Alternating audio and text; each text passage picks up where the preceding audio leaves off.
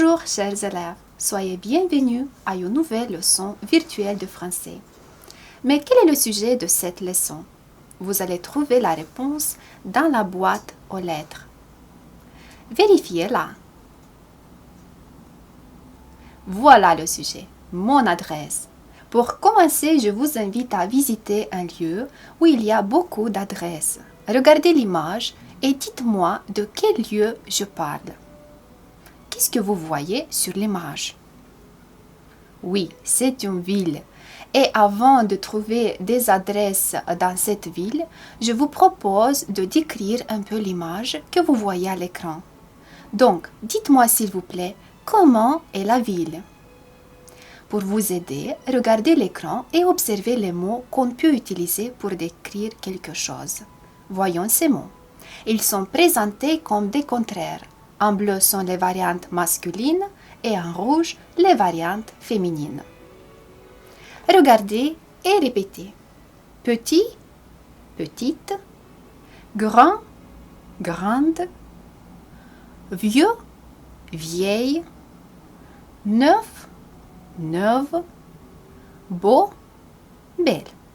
Et maintenant, quelques exemples. C'est une maison petite et vieille. Le toit est vieux. C'est une maison grande et neuve. Le toit est neuf. Très bien. Revenons maintenant à notre question. Comment est la ville? Voyons. Donc, elle est belle, grande et neuve. Mais l'immeuble, comment est-il? Il est beau, grand et neuf. Bravo à tout le monde. Maintenant, vous pouvez décrire la ville, l'immeuble. Je vous propose d'aller plus loin et d'entrer dans un appartement, celui de la tante Elvira et de l'oncle Dionys. Pour cela, lisez le texte et répondez à la question. Comment est l'appartement de ma cousine? Voyons la lecture. Ma tante Elvira et mon oncle Dionys habitent en ville, dans un immeuble moderne. L'immeuble est non loin de la gare. Ils habitent au 3e. Ils ont un appartement de 3 chambres. L'appartement de ma cousine est grand et beau. Donc, voyons comment est l'appartement de ma cousine. L'appartement est grand et beau. Très bien. Ensuite, complétez les blancs par l'information du texte. Ma cousine habite en ville, dans un appartement bien sûr, au 3e. L'immeuble est moderne, l'appartement est grand et beau. Bravo! Maintenant, on continue par un exercice d'audition. Écoutez attentivement le texte et identifiez si les phrases suivantes sont vraies ou fausses. On commence. Mes grands-parents habitent à la campagne, dans un beau village non loin de Chisinau. J'adore la maison de mes grands-parents et une belle maison près de la forêt.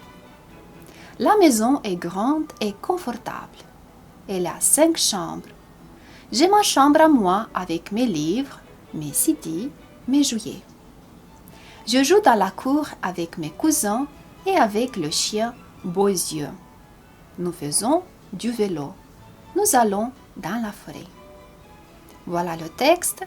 Vous pouvez l'écouter plusieurs fois. Maintenant, vérifiez vos réponses avec celles présentées à l'écran. Le village est près de Chisinau. C'est vrai ou faux? Voyons. C'est vrai. On continue. La maison est belle et confortable. Vrai ou faux? Voyons. C'est vrai. Il y a peu de chambres. Voyons, c'est vrai ou faux? Voyons, c'est faux, parce qu'elle a 5 chambres. L'enfant joue avec ses cousins et avec le chat Boisieux. Vrai ou faux? C'est faux. Pourquoi? Parce qu'il joue avec ses cousins et avec le chien Boisieux, pas le chat. Et la dernière phrase, les cousins vont dans le bois. La phrase est correcte, c'est vrai. Bravo, j'espère que vous avez les mêmes réponses. Ensuite, observez les mots suivants. On les utilise pour montrer la possession.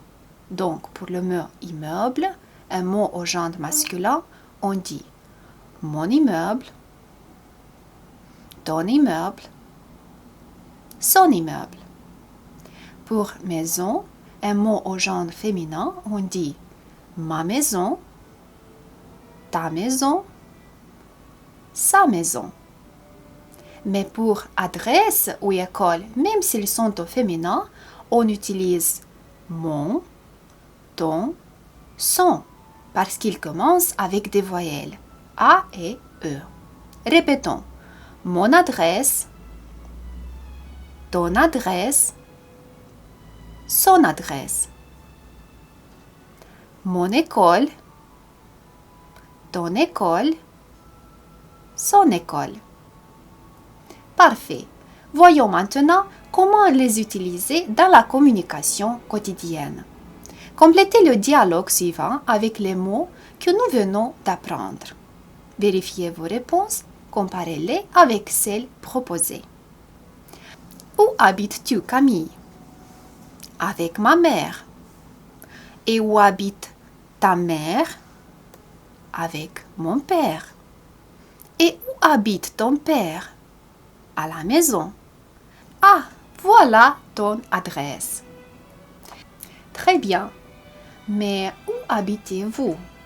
Pour ne pas répondre à la maison, voyons comment écrire et dire correctement et exactement l'adresse. Tout d'abord, écrivez le numéro de la rue. On met virgule, le mot rue, puis le nom de la rue, la ville et le pays. Par exemple, 17 rue Place d'Italie, Paris, France. Par exemple, 17 rue Place d'Italie, Paris, France. Voyons ensuite les adresses de deux enfants. Donc, où habite-t-il le garçon? Quelle est son adresse? Son adresse est 15 rue Vassili Alexandri, Sipoteni, République de Moldova. Et l'adresse de la fille? Où habite-t-elle? Voilà son adresse. 20 rue Mihai Eminescu, Soroca, République de Moldova. Parfait. Et toi, où habites-tu? Écris ton adresse d'après les modèles donnés. Bravo mes chers élèves. Maintenant, vous pouvez visiter n'importe quelle ville puisque vous connaissez comment décrire ce que vous voyez. Les toits, les immeubles. En plus, vous pouvez distinguer les adresses pour trouver un certain appartement ou une certaine maison. Et vous pouvez même écrire ou dire vos adresses. Mais soyez attentifs, ne donnez jamais vos adresses aux personnes inconnues. Et à la fin, je vous dis merci de votre attention, bonne journée.